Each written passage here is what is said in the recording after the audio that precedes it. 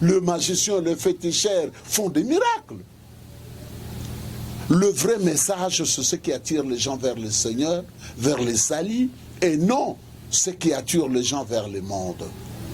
Si dans votre église, on ne prêche pas le royaume céleste, on ne prêche pas l'enlèvement de l'église, quittez cette église, ce n'est pas une église.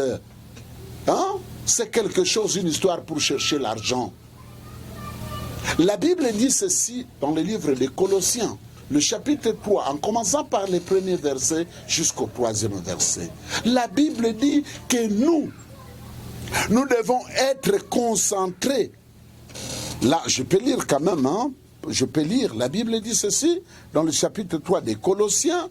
Si donc vous êtes ressuscités avec Christ, cherchez les choses d'en haut, où Christ est assis à la droite de Dieu. Si vous êtes ressuscités avec Christ, affectionnez-vous aux choses d'en haut et non à celles qui sont sur la terre. Car vous êtes morts et votre vie est cachée en Christ et en Dieu. Vous avez compris? Si vous êtes ressuscité avec Christ, donc nous allons chercher les choses d'en haut où Christ est assis à la droite de Dieu.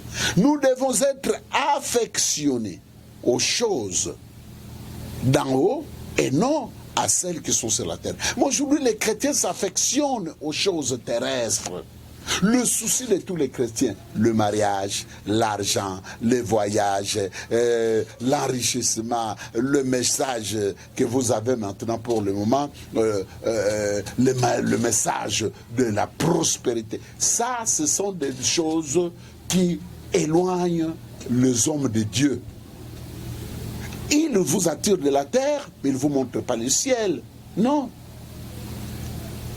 Dans une bonne église, on prépare les gens pour l'enlèvement de l'église, on prépare le peuple pour aller auprès du Père. Parce que sur cette terre, même si on te donne tout l'argent de la terre, tu n'auras pas la paix. Demande un peu dans ton environnement. Est-ce qu'il y a quelqu'un qui n'a pas de problème? Même le président du monde, même le plus grand riche du monde ont des problèmes, n'ont pas la paix. Sur cette terre, on n'aura pas la paix. C'est dans le royaume du Père qu'on aura la paix. Ici, il y a la chaleur qui nous tourmente, il y a la maladie qui nous tourmente, la mort est là. Mais lorsque nous serons là, on dit, il n'y aura plus la mort, il n'y aura plus la faim, il n'y aura plus la souffrance, il n'y aura plus tout ce que nous donnons. Même la chaleur, on n'en aura pas. Le froid, on n'en aura pas.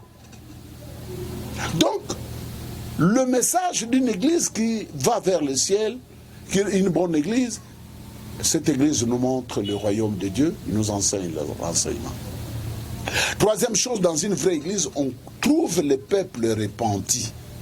Ceux qui viennent à l'église se repentent de leurs péchés. La Bible dit, dans le livre des Actes des Apôtres, le peuple qui venait se repentissait, se convertissait de leurs péchés. Ils confessaient leurs péchés. Vous êtes dans une église où les gens ne se convertissent pas, ne se répandent pas. Ils sont restés les mêmes. Dans votre église, il y a des impudiques là-bas. Les femmes qui s'engrossent entre les garçons de l'église et les filles de l'église, le pasteur et les diaconesses dans l'impudicité. Ça, ce n'est pas une église. Dans une église, on a la crainte de Dieu. Dans une bonne église, on a la repentance, la conversion. On ne peut, comme nous avons dit le dimanche passé, on ne peut pas parler dans une église de l'impudicité. Le pasteur est concubin d'une sœur, la sœur est concubin de l'évangéliste. Et ça, c'est l'église. Non, là, vous êtes dans une histoire que vous connaissez, que vous pouvez donner le nom vous-même. Dans une vraie église, on a la repentance. Donc, les fidèles craignent Dieu. Ils s'habillent à la modèle de chrétien, au modèle de chrétien, ils marchent dans le modèle des chrétiens, ils parlent comme des chrétiens, vous vivez la vie de sainteté. C'est ça la bonne église. Chers frères et sœurs, nous tendons vers la fin. Notre temps est tellement court pour vous donner de longs enseignements. Mais seulement nous vous donnons les idées pour connaître le vrai et le faux, parce qu'aujourd'hui, le vrai et le faux se sont mis ensemble, on ne sait plus comparer. Non seulement, la Bible dit, vous les connaîtrez par leurs œuvres. Vous connaîtrez une bonne église par les bonnes œuvres du pasteur, l'enseignement du pasteur et les bonnes œuvres des fidèles de leur église. Merci, que Dieu vous bénisse. Si vous êtes dans une mauvaise église, je ne vous condamne pas.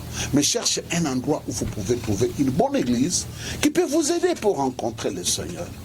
Merci. Si vous pouvez nous atteindre par téléphone, notre numéro de téléphone 099 99 36 645. Si tu veux nous atteindre par WhatsApp, 085 120 72 24. Je répète, par WhatsApp, par Facebook, 085 120 72 24. Que Dieu vous bénisse, frères et sœurs. Je voudrais prier avec vous. Je vous souhaite un bon dimanche. Que Dieu vous bénisse. Partout où vous nous suivrez, que ce message vous apporte la bénédiction et la grâce de Dieu. Je prie pour vous, Père. Une fois de plus, nous étions là en train de partager la parole de Dieu avec ton peuple. Je veux, Seigneur, que tu répandes un esprit de révélation à ton peuple afin qu'il comprenne. Que nous ne soyons pas seulement des gens qui prient, mais des gens qui connaissent Dieu. Les gens qui peuvent être sauvés. Que nous soyons un peuple qui appartient à Dieu. Un peuple sauvé, un peuple racheté. Laisse que ce petit message trouve une place dans la vie de ton peuple. Quiconque nous entendra, nous lira, Seigneur Jésus-Christ, notre Père, que tu puisses faire quelque chose par ce message. Recevez la bénédiction de Dieu, vous tous qui nous suivez. Recevez la grâce de Dieu. Que le Seigneur soit une solution pour tout ce que vous en avez besoin. Que Dieu vous bénisse. Au nom de Jésus-Christ, notre Seigneur, nous avons ainsi prié. Amen. Amen.